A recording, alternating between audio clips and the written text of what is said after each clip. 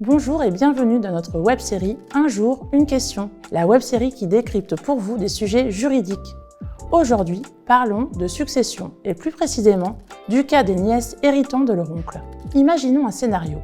Le défunt ne laisse derrière lui que 2 nièces, filles de sa sœur unique qui est décédée avant lui. La question qui se pose est la suivante. Ces nièces héritent-elles par représentation de leur mère décédée ou bien viennent-elles de leur propre chef hérité ? Analyse importante qui aura un impact sur l'abattement fiscal dont elles peuvent bénéficier. Vous donnez votre langue au chat ? Je vous donne la solution. Rappelons d'abord ce que dit le Code civil. Selon l'article 751, la représentation est une fiction juridique qui a pour effet d'appeler à la succession les représentants au droit du représenté. Les articles suivants précisent que cette représentation s'applique en ligne directe descendante et en ligne collatérale privilégiée, et ce, à l'infini. Ainsi, la représentation permet aux descendants de prendre la place de leurs parents prédécédés dans une succession. Cependant, il y a une condition importante. La représentation ne s'applique que s'il y a plusieurs souches.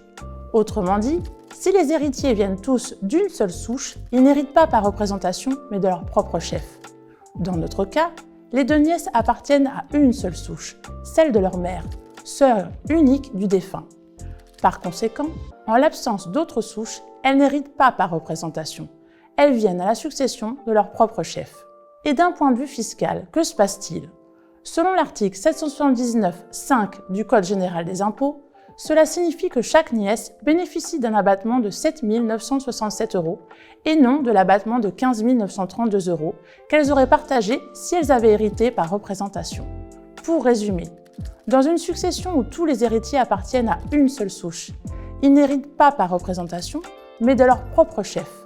Dans notre exemple, les nièces issues de la sœur unique du défunt bénéficieront donc chacune d'un abattement fiscal de 7 967 €. Voilà pour notre tips du jour. J'espère que cette explication vous a été utile. En attendant notre prochain épisode, partagez, likez. Et pour ne pas perdre le fil, abonnez-vous à nos réseaux sociaux Cridon Ouest.